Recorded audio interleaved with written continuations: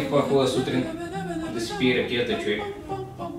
Ставри, май съм бременна. Ко? Лошо ми е. Върти ми се главата и ми закъснява. Как така си бременна? Ти луда ли си? Какво ще го правим още едно дете? Ние са сегашните ни мои се оправим. Ма ние колко деца имахме, ма? Едно или две?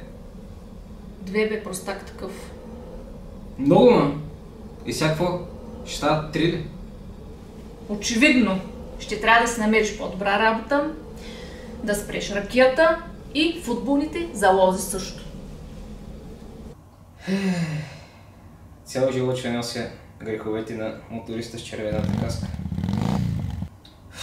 Излизам. Трябва да помисля малко.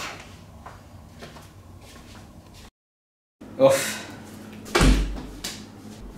Абе, Хаймана, къде беше цял ден? Там, където отиват измъчените души. В кварталната кръчма. Абе, ти знаеш, че мама е бременна. Я сядай тук да си поговорим. Какво има да си говорим толкова? Що не внимаваш малко, бе? Безотговорник. Ти за нас нямаш пари. Още едно дете тръгнало да прави. И така, господин Айнщайн, какво ще правим сега? Ще ти кажа какво ще правим. Да живеем от парянето на хората. Дома ни дрехти ще ни мисли сме мръсно дупе. Ай, му пъти вече, защото ще стана и ще го предаше, бе. Помощ! Лъща ти! Лъща ти! Що си лъща ти? Абе, махи се, бе, оле, такви мутанти ражда. Помощ! Помощ! Помощ! О, не! Помощ! Помощ! Какво става, бе? Събуди се, бе! Ама, бременна ли си? Как ще съм бременна, бе?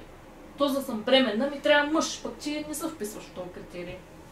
Слава Богу. Отивам си направя вазектомия. Ако това видео ви е харесало, абонирайте се и харесайте. А в нашия канал може да намерите още много такива забавни видеа.